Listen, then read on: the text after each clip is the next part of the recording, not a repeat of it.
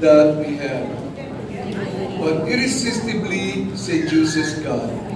This title has taken many evolutions. Okay, because humility is so difficult to define. Because gaya ng mga bag ninyo, maraming fake.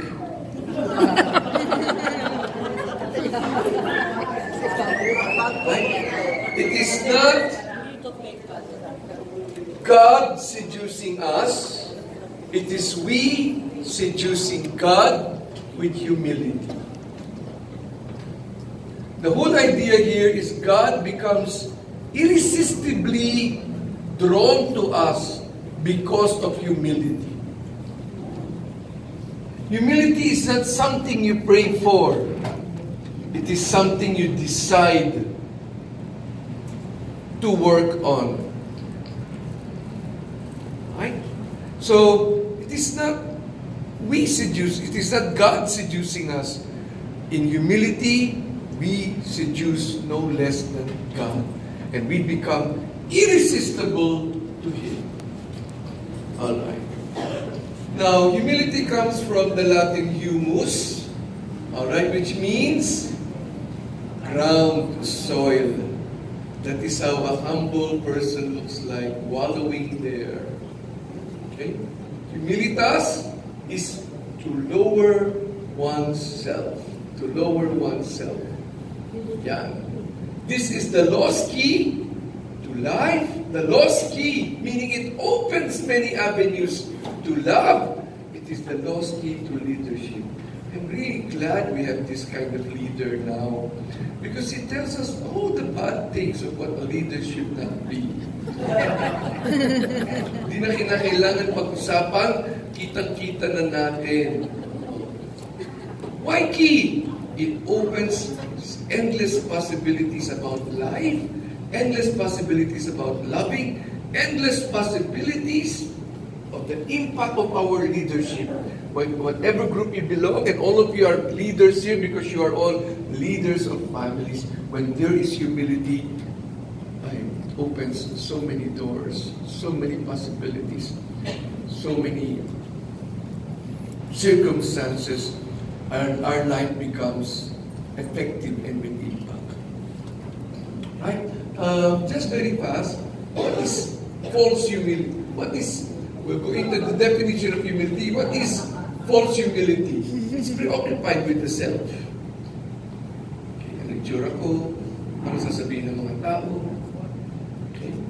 Preoccupied with the self. Paano na lang ang dating ko? Okay. Itong appearances. False humility listens to others only in order to speak.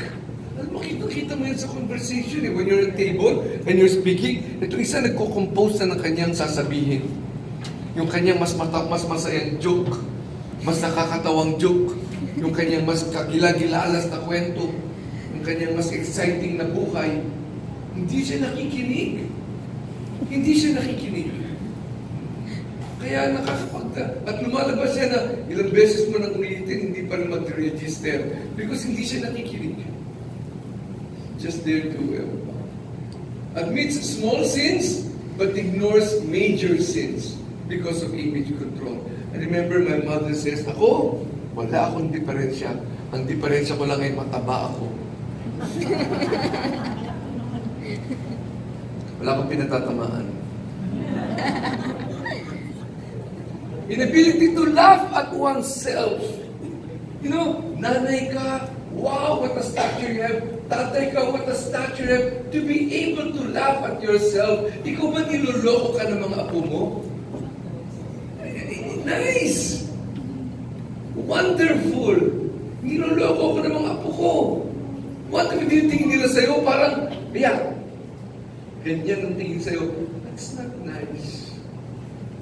Children mo, apo mo, hindi nila kayang lokohin ka, hindi ka kayang anuin nila. Well, that's actually a sign that maybe there's no humility there. There's so much joy na tinutukso ka ng asawa mo. Ikaw naman, napaka-pikunini mo. In fact, is a sign of immaturity to be very sensitive about things. It's a sign of immaturity. And maturity doesn't have an age. I can be, lumalaki ng paurong. I become, at a certain age, we become very sensitive about, di ba? About many things, maliliit na bagay, we're not able to laugh at ourselves. Para sa akin, isa sa mga malalaking signs of humility yan. We're not able to, publicizes our own sacrifices. And we are expert about this. We do this in many, many subtle ways.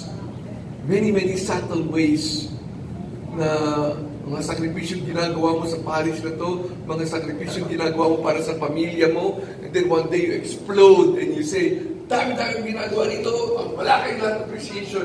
Bakit?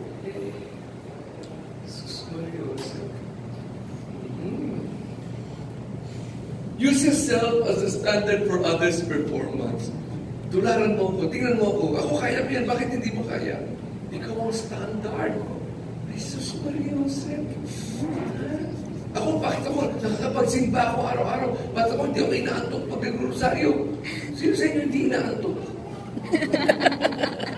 Alam niyo pa si St. Therese? St. Therese, ang attention span ni St. Therese is only 3 minutes when she prays the rosary. Afterwards, distracted na siya o tulog na siya. I always remember that. When I'm sleepy praying the rosary, I remember St. Therese. Ay, Jesus Maria Joseph, 3 minutes! Which is the same. Making yourself the standard. Hindi ikaw ang standard. Everybody has their own standard. Naintindihan niyo ba yun? I want to be the example, Father. Kung gusto mo magsimba araw-araw, kung gusto mo magsimba 2 beses isang araw, that's really up to you. Kung gusto nila magsimba lang sila once a week, that's really up to them. You are not the norm. You understand what I'm saying? Gusto mo magrosaryo the whole day? Fine. That doesn't mean the others magrosaryo din. You are not the standard. Kung mahal mo ang mahal na birhen, that's great. Kung hindi nila mahal ang mahal na birhen, that is also great. Excuse me lang. Yung mga kapitbahay namin, ilang beses ko ng kalupita, hindi naman tumating dito kay umaga. Sinabi ko si Father Genesis, hindi pa rin dumating. You are not the standard.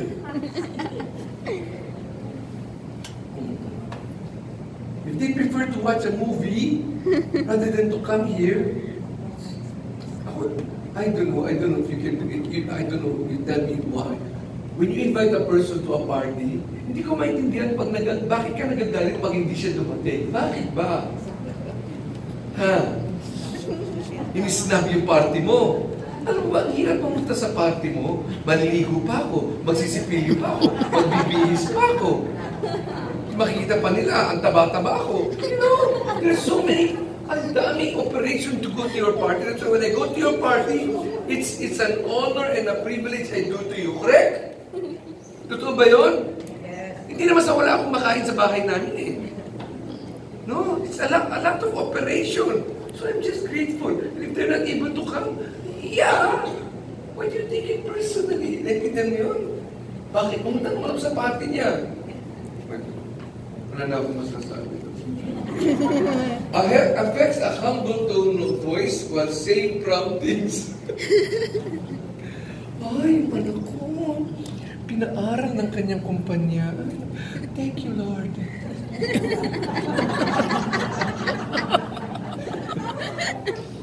Ay, naku. Ang Diyos ang bait-bait sa amin talaga. Alam mo ba? Yung abo ko, mag-a-abroad. Ang bait ni Lord. Seryoso. Ang galing-galing talaga natin to disguise pride. Ano isa sa mga ayaw na ayaw ko? Excuse me ha. Everything I say here, you can take it or leave it. Isa sa mga ayaw na ayaw ko, yung mga Hail Mary, full of grace. The Lord is with you. Diyos po. Tagal na Hail Mary. Sa Mary pa lang yun. Humility is not in the tone of your voice. You understand? It's not the kind of dress you wear. Is that the kind of walk that you have? No? Yung laging nakatingin sa...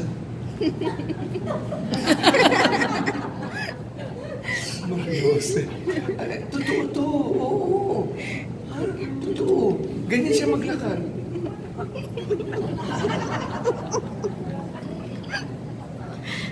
Kaya nga nabasag yung stand ko naman na pinag-ibig. Professes love for God and neighbor, but acts in a cruel way. Alam mo, isa sa mga bagay na sometimes I feel bad about when I give talks to women like you, who attend so many talks, so many recollections, so many and your drivers are all outside there talking about you, comparing. Yan naman yung amo ko. Pang-apat na misa na namin ito. Pero ang sweldo ko for the past 15 years, hindi man tumaas. Ay, naku, Diyos ko. Alam mo, nahihiya ako kasi sasabihin nila, bakit nila sasabihin ng paring yan? Kasi yung amo ko, pareho pa rin eh.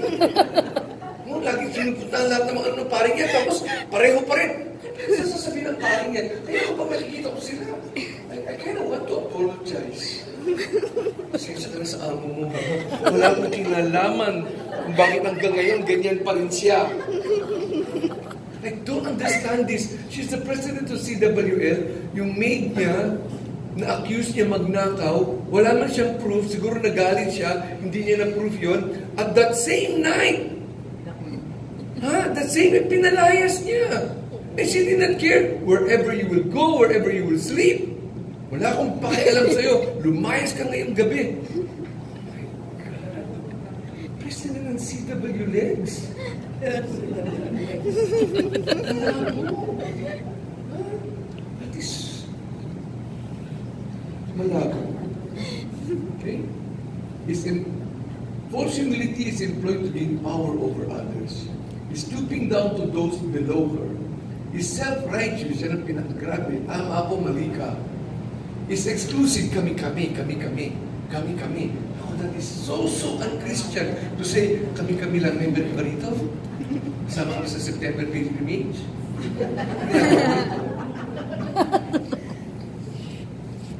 Itong exclusivity, that nothing is so foreign from Christ than excluding other people.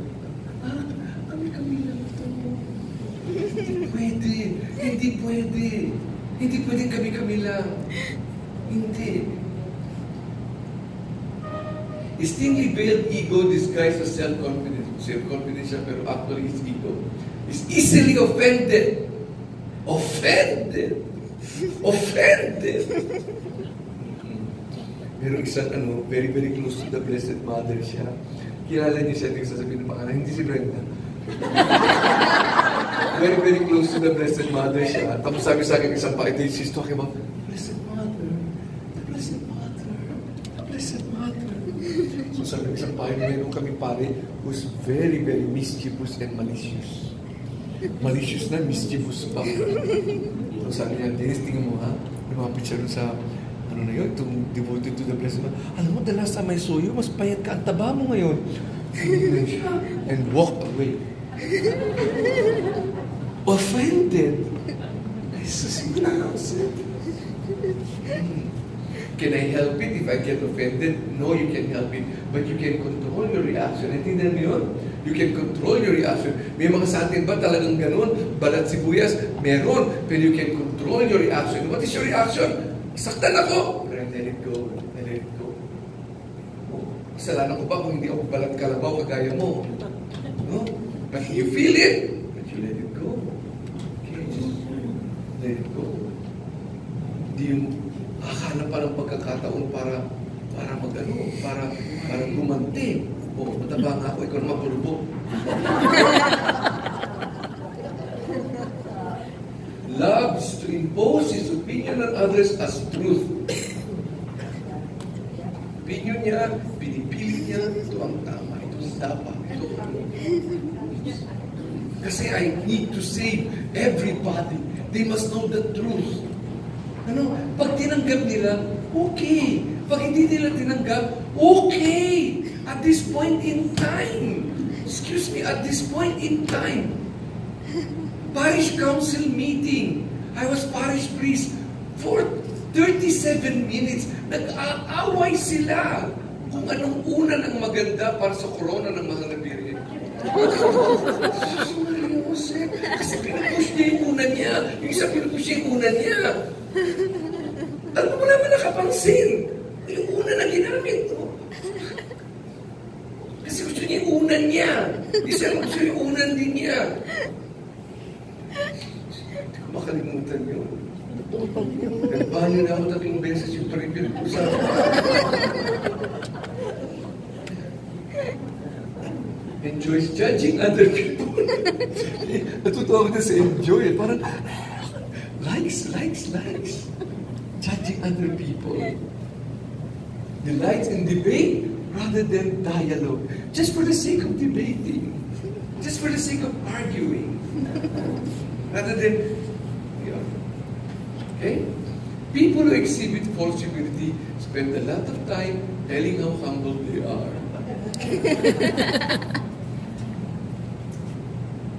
I was born to make mistakes, not to fake perfection. I still have, kailangan pang dumating ako to a certain point na pag may nagsabi sa akin, Father! Pag may pumunta sa akin, magsabi, Father! Ang pangit ng homily niyo. At masasabi ko, thank you. Hindi ko pa kaya yun. May lalapit sa akin at sabi, Father, ang kalbo-kalbo mo. Thank you. Ang hirap pa sa akin yun. For somebody to come to me with a negative remark and to be genuinely and automatically say, thank you. Ang sinasabi ko lagi is, and also with you.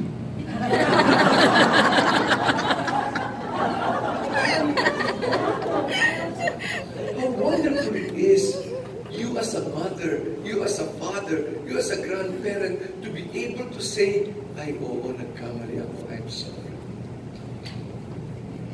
How liberating that is. Ay, hindi eh. I have to be perfect. Who said? Who said? Huh? I was born to make mistakes. We are all born to make mistakes. Not to fake perfection. To be corrected by your children. And to be able to answer, okay, oh. I have an auntie. Ay, naku, Diyos ko. Hindi niya alam eh. In her desire to be friendly, she's old already. When she meets somebody, tinatakot niya yung tao, yung bata. Ilan taong ka? Sabi ko, I just want to be friendly. Wala sa tono mo, wala sa ano. Wow. I don't know how many months she refused to talk to me. Real humility is not even knowing. Buti na lang ako, humble na ako. Ay naku, Father, I'm so grateful to God for making me humble. Ang tagal ko rin pinaghirapan niya, pinagdasal niyo. Humility is a strange thing. The moment you think you have it, you just lost it. And this is one of the best. Ito ko rin yung picture. Ito ko rin yung picture yung susunod na. Humility is like underwear. Essential, but indecent if it shows. Hinanap ko pa yung picture na yan. Because there are more indecent ones, but you understand this? Okay? It's essential. Nice. Humility does not come programmed into man, meaning we were not born humble. Ang cute, di ba? I find this picture so cute.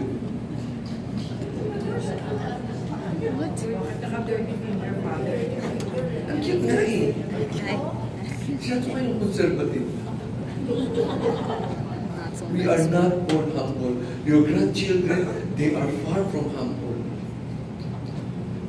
We are not born. We're not programmed to be humble. Why? Because we are very insecure people. From the moment of our birth, we have been insecure already. And we need to cover it up. We need to cover it up. That's why when we talk about be like little children are very, Mario said, very selfish, very proud. So what? Humility has to be cultivated with each control of the will, each in control of the immoral inclination defeated, and each bodily desire contained.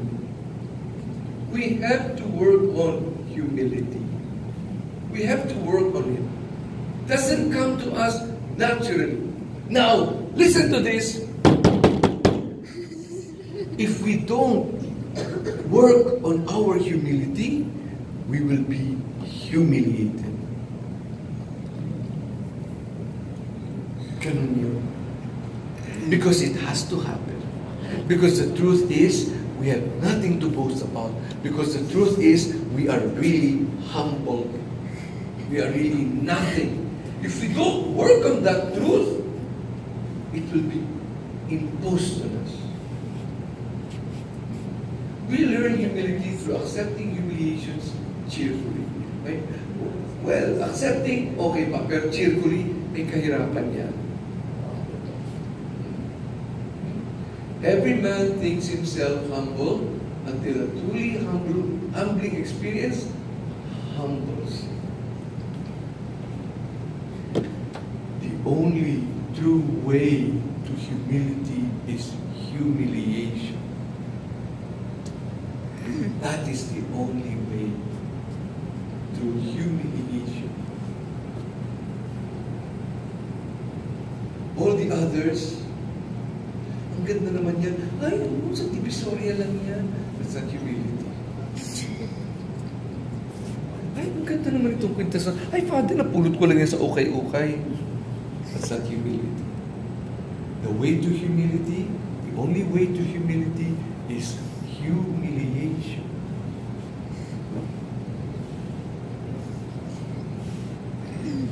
That is why choose to be humble rather than be humble.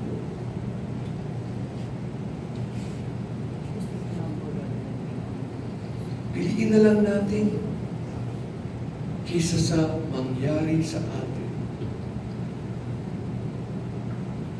Yung pinalitan ka sa mas maganda ang iyong yaya.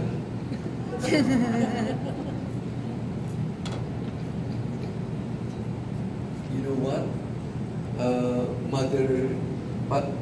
Was this John Paul II wrote about the family? You are never truly a humble parent until your very own children from whom you would die for humiliates you. Kaisa isa mong daughter, boyfriend niya, negro.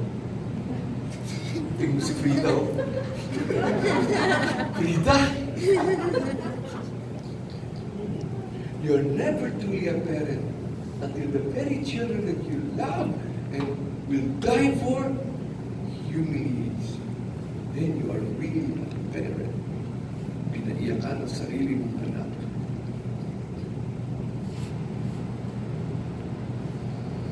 Be humble or you stumble.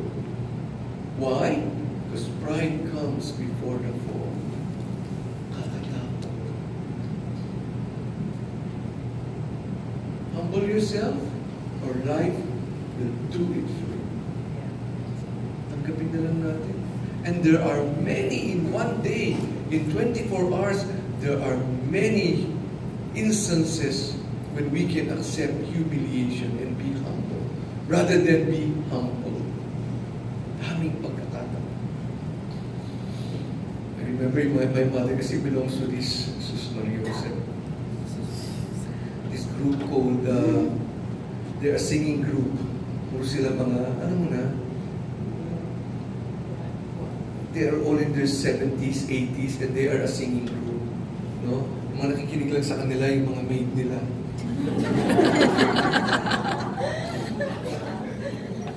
And my mother kept telling sa akin, picture taking kami. No? And there is this woman, sabi niya gano'n, she always wants to be in front. Aba, nung pumunta sa sarap ko, ginanon ko nga siya.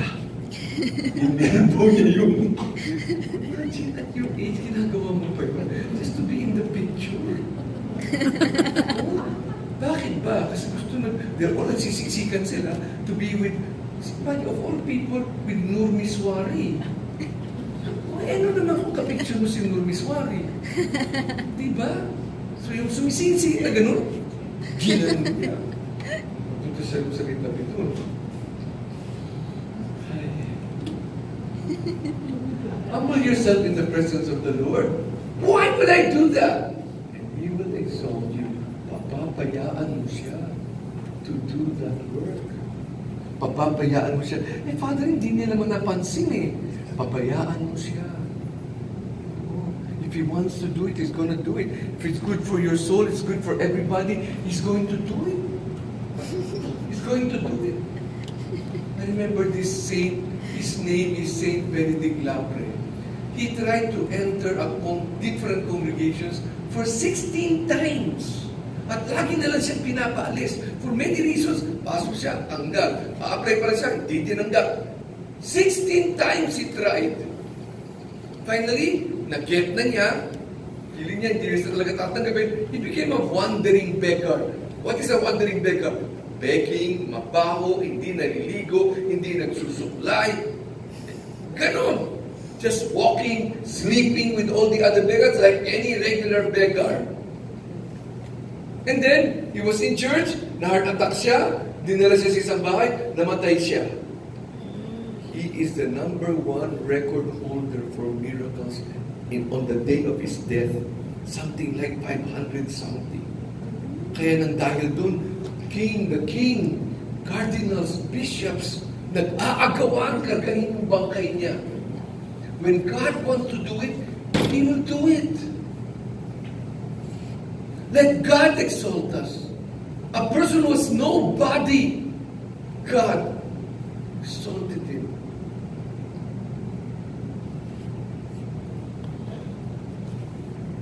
You will find that you survive humiliation, and that's an experience of incalculable value. The time we experience humiliation, wow, it's really a wonderful time. Able to balance humility and pride. Why? I survived because the fire inside me burned brighter than the fire around me. What fire? The fire of becoming like Christ. Because gold is tested in fire, and acceptable men in the furnace of abasement. He humbled himself by becoming obedient. Hindi lang obedient in everyday life. Obedient to the point of death, and not only any kind of death, but such a humiliating kind of death. And this is a God humbled himself. He was not humble. He humbled himself. And he tells us, learn from me, for I am gentle and lowly in heart. He asks us. He never asked us something that he never did himself. That's why whoever humbles himself will be exalted. Let God do it, because there is nothing hidden that will not be made known. It will all be made known. Malalaman at malalaman lahat yan. Malalaman at malalaman lahat yan. Pati yung sinasabi mong hindi naman pala totoo, malalaman at malalaman yan. Akala nila ikaw ang nag-contribute ng pinakamalaki dito. Hindi pala. Malalaman at malalaman yan. Kinolekta mo lang lahat ng envelope. Hindi ka naman naglagay na maski na 5 dun sa loob ng envelope na yun. Kinolekta mo lang. Lalabas at lalabas yun. May mga tao kasing ganyan eh, oh.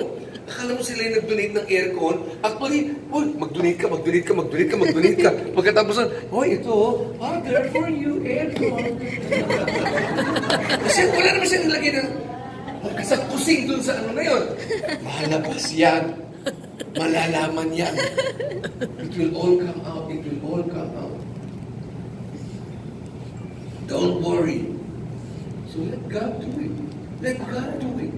Di nila napansin. Let God do it. Or, you already already received your reward. Tanggap mo na. Humility. This is a quotation dedicated to Brenda. Humility. Satan fears and trembles before humble souls. Because Satan, until the very last minute, appears as an angel of light. Pray the rosary, receive communion, go to church, wear all the kinds of medals that you want, wear blue, brown, green, gray, whatever it is. Well, the devil can mimic everything that God does. Healing, prophecy, everything can mimic. The only thing the devil cannot do is to be humble. Yun ang hindi niya kayang gawin. Yun ang hindi niya kaya. Kaya paano malalaman ng isang tao ay tunay na banal? Hindi yung lumulutang siya, hindi yung namumula yung mata niya at magbubula yung bunganga niya. Hindi yun. Kasi isang bagay lang hindi kayang gawin ng demonyo. Maging humble. Kaya galit na galit siya sa mga nabirin. Itong babaeng ito, no read, no write. Natatalo ako na napakatalino ko. Kaya gigil siya. Galit na galit siya sa Blessed Mother. Because the Blessed Mother, summa cum laude sa bagay na hindi niya magawa. Hindi niya magawa. Why does the enemy tremble at humble souls? Because he cannot touch a humble soul. Papayain niya? Wala. Sasaktan niya? Walang dating. Wala. Hindi apektado sa kanyang mga ginagawa. Ay, nako. I say these things, I don't know if it helps you, but at least for me, I see I'm so very, very far from that. Inis na inis ako lately. Inis na inis ako. Kasi yung isang si Sister Sedeco, my aunt, nagpunta siya sa Don Bosco. And then he met Alicia, and he asked Alicia, I am the auntie of Father Dennis Paez. Ang sagot ba naman ng Alicia? Ay, patay na yun. Ako?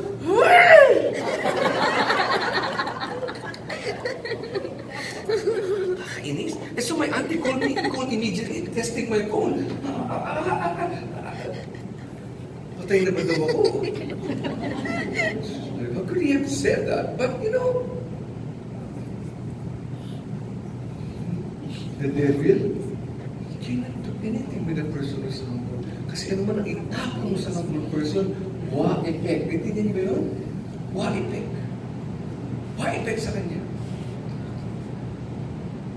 Humility is the graciousness of the human soul. What makes a soul noble? Is it because he's generous?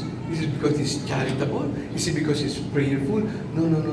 What makes a human being noble, gracious, meaning full of grace? Humility. Humility, because of that, is the irresistible seduction of God. God serves a humble person. Why? When I am weak, then I am strong. Why? Because it's not my power. It's the power of God that takes over me.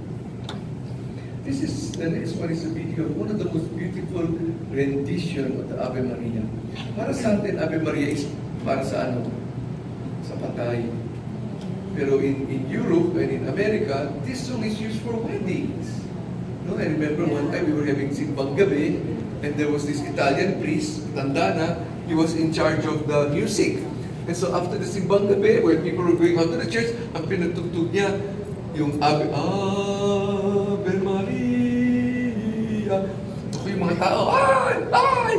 Eh, simbang gabi yun.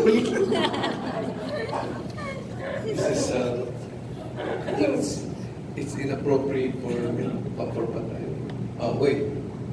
Blessed Mother, He who is mighty has done great things to me. Sobra. Yes, I acknowledge He's mighty, pero ang galing ng ginawa niya sa akin. Ang galing ng ginawa niya sa akin. There are two parts here. acknowledges God, and acknowledges what has happened to her. This is humility. She glorifies the Lord in reflecting and magnifying His goodness and love. Tinatanggap niya na ang kabutihan ng Diyos, ang awa ng Diyos, sa akin niya pinakita yun. Yung pinakamagaling na manifestation ng awa ng Diyos ay sa akin niya ginawa. Sa akin niya binuhos. God was so pleased with her that He let His flesh be woven from hers so that the virgin became the mother of God. Excuse me, God chose the Blessed Mother. Not because she became humble. Because humility is a choice we make. God chose the Blessed Mother because she was humble. Not because He made her humble. Naintindihan niyo ba yun? Ang ibig sabihin, nakita na ng Diyos lahat ng mga babae. Pati kayong lahat dito nakita na niya. At hindi kayong ginawang mga nabirin. Ha? Bakit? Hindi niyo matatalo ang humility nitong babae ito. I repeat, God did not make Mary humble. God was seduced by her humility. Kung bakit siya pure, kung bakit siya queen, kung bakit siya mother of God, kung bakit siya immaculate, kung bakit siya etc. etc. Lahat yung galing saan? Bakit siya assumed into heaven? Bakit siya perpetual virgin? Name it!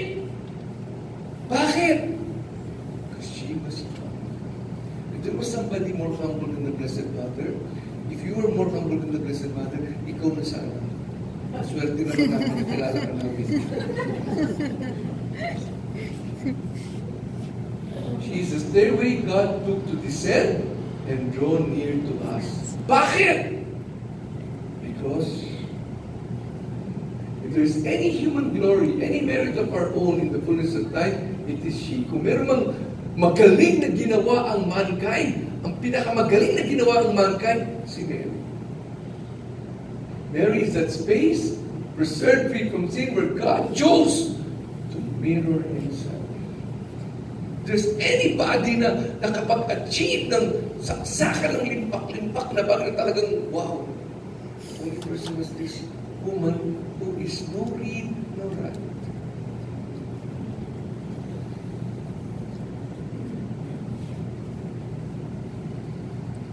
In her, we find complete conformity to the Lord. In what way was she completely conformed to the Lord? Humility. And because of that, she was pure. And because of that, she is mother. And because of that, she assured into heaven. And because of that, she's all the other titles came because of this.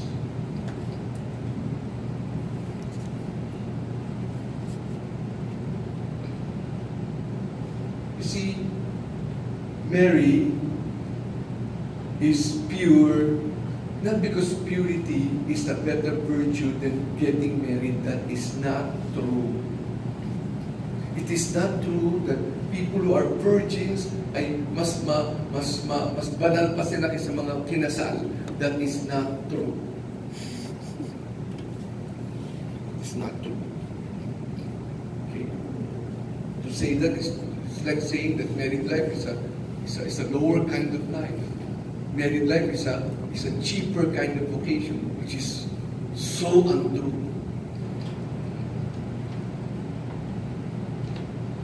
Mary is a virgin because she was humble. Pinakamagaling sa kanya is not because she is pure, but because she was humble. And because of humility, everything else came. Kung ba yun? Everything else came. Which is, look at me, which is accessible to all of us. Accessible to all of us. It is possible for us, in short. It is, Mary is our model. It's a model of the church. It's a model of the whole world. Whatever our Blessed Mother was able to achieve, we can. The only requirement is